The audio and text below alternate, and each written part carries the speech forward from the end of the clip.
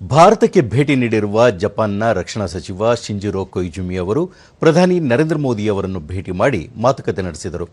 ಈ ವೇಳೆ ಭಾರತ ಜಪಾನ್ ನಡುವಿನ ವಿಶೇಷ ಕಾರ್ಯತಂತ್ರ ಮತ್ತು ಜಾಗತಿಕ ಪಾಲುದಾರಿಕೆಯನ್ನು ಮತ್ತಷ್ಟು ಬಲಪಡಿಸುವ ಕುರಿತು ಪ್ರಧಾನಿ ನರೇಂದ್ರ ಮೋದಿ ತಮ್ಮ ದೃಷ್ಟಿಕೋನವನ್ನು ಹಂಚಿಕೊಂಡರು. ಸಾಮಾಜಿಕ ಜಾಲತಾಣದಲ್ಲಿ ಮಾಹಿತಿ ಹಂಚಿಕೊಂಡ ಅವರು ಭಾರತ ಜಪಾನ್ ನಡುವಿನ ರಕ್ಷಣಾ ಮತ್ತು ಭದ್ರತಾ ಸಂಬಂಧಗಳನ್ನು ಮತ್ತಷ್ಟು ಗಾಢಗೊಳಿಸುವ ಕುರಿತು ಅತ್ಯುತ್ತಮ ಮಾತುಕತೆ ನಡೆದಿದೆ ಎಂದು ತಿಳಿಸಿದರು. ಉಭಯ ರಾಷ್ಟ್ರಗಳ ವಿಶೇಷ ಕಾರ್ಯತಂತ್ರ ಮತ್ತು ಜಾಗತಿಕ ಪಾಲುದಾರಿಕೆಯು ಇಂಡೋ ಪೆಸಿಫಿಕ್ ಪ್ರದೇಶದ ಶಾಂತಿ, ಸ್ಥಿರತೆ ಮತ್ತು ಸಮೃದ್ಧಿಗೆ ಪ್ರಮುಖ ಆಧಾರವಾಗಿದೆ ಎಂದು ಹೇಳಿದ್ದಾರೆ.